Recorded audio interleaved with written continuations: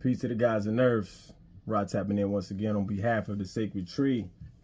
Real quick, let me talk to your soul right quick, man. It's been a minute since I said that. Let me talk to your soul right quick. Check this out, man. We're going to start doing symbology. I want to start breaking down symbols for y'all. From the late, great Bobby Hemmett, he used to always say that a picture is worth 1,000 words, but a symbol is worth 1,000 pictures. Shout out Bobby Hemmett, man. He one of the master teachers that a lot of people be using or pretty much regurgitating his work. Not giving him no credit for it, but I like to give credit where it's due. You know what I mean? But well, at least that's where I heard that from. You know what I'm saying? Not saying that he coined that phrase. You know what I mean? But anyway, I put the yin-yang symbol at the bottom so we can unpack this thing together. Like I said, this is just going to be surface value. You know what I mean? I ain't going to go too deep on it. I just want to kind of give you an overview so we can kind of understand it in a better way. First of all, yin-yang is a sign or symbol from Taoism. This is Eastern philosophy. You know what I mean? And whereas Westerners, we tend to worship the light.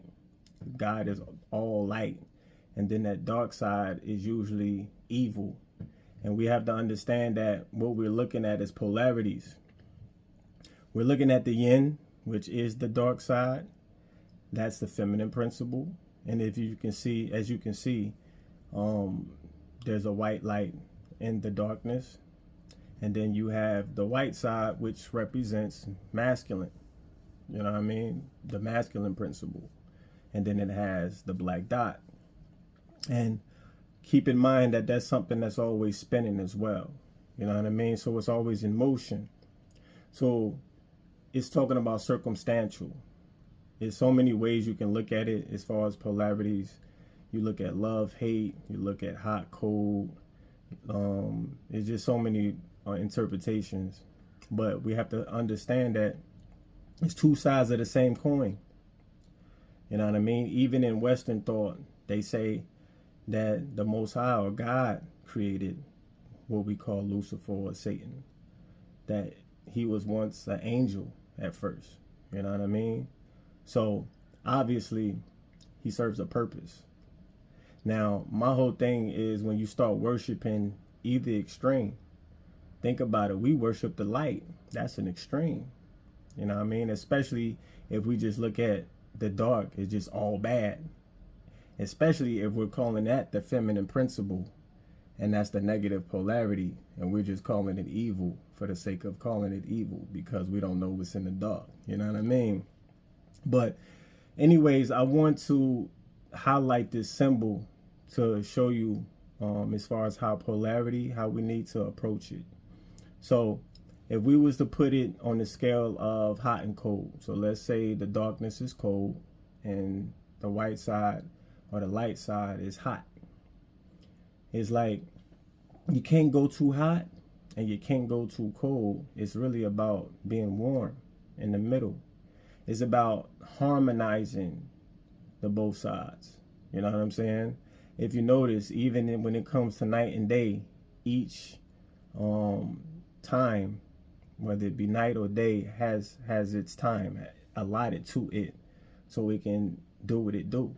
You know what I mean? It's like you can't just have all light without a shadow.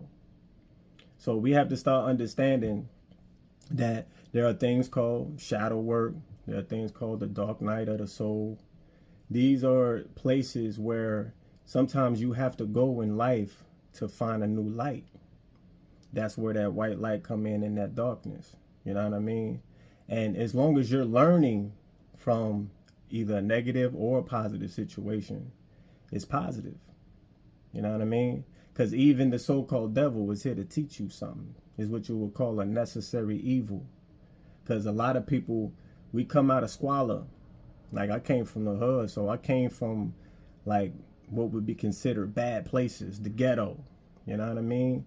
You can put that on the polarity. That would be on the dark side, right? But the ones that get to make it out, those are the stars. Those are the diamonds in the rough. You know what I mean? And usually those are the best stories.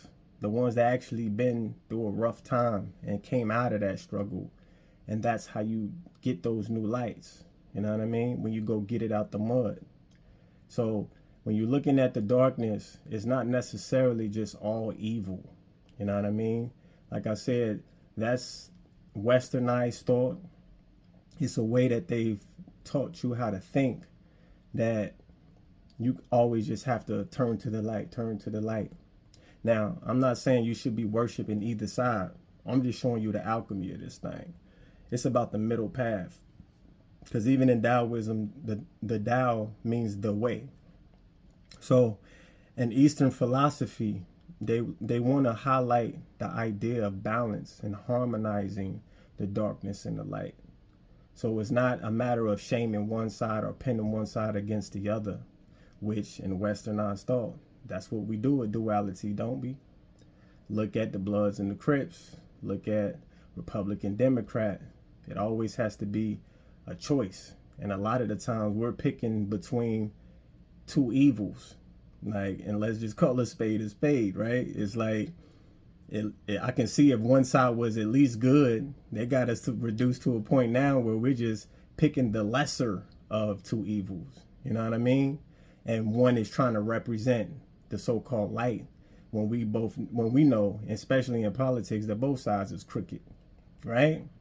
So we have to start looking at this symbol, and as far as symbology goes, and take it out of this dogmatic approach of, oh, God is all light, because there's a such thing as a false light as well. It's a lot of false light propaganda. It's false light. So you have to use your discernment. You have to be familiar with both sides. You know what I mean? If you ain't never been through a dark night of the soul, then you ain't ready for what I'm talking about. So it's a matter of doing shadow work. Like if you ever had to do shadow work, then you definitely know what I'm talking about as well. It's something that is necessary in life so you can go find that new light. Because let's say a person that's just been all light and bright their whole life, that would, to me, would represent somebody that was born with a silver spoon, right? And then let's say they come on some bad luck. They ain't got no survival skills. You know what I mean? Those be the ones who lose a bunch of money on Wall Street, want to kill themselves because they don't know what it means to have to go get it out the mud. So we just have to understand that being in the dark is not all bad. A lot of the people, they fear the dark because they don't know what's in it. Me, I have no adverse reaction to either side. You know what I mean? I appreciate the light and I appreciate the dark. We're born in the dark. When you plant a seed, it grows in the dark. When you look in outer space, it's more dark than it is light out there. So one thing had to come out of the other. You know what I mean? So out of the darkness came the light. You know what I mean? So we really have to start understanding that it's not a matter of worshiping either side. It's about understanding or understanding the middle path, the way. You know what I mean? Because there's a such thing as a false light, and someone that can create illusions with false light. And we have to be aware of that. You know what I mean? So just that with that being said, I ain't gonna make this too long. I just wanted to let you know about the yin-yang. It's two sides of the same coin. You know what I mean? And depending on what side of the coin you on, that's how you gotta operate. You know what I mean? Because some of us come from dark places. You know what I mean? And we represent that white dot in that dark place. We're the diamonds in the rough. We're the light, that new light that's found in the dark. You know what I mean? Those are the stars. I even have this saying when it comes to the light.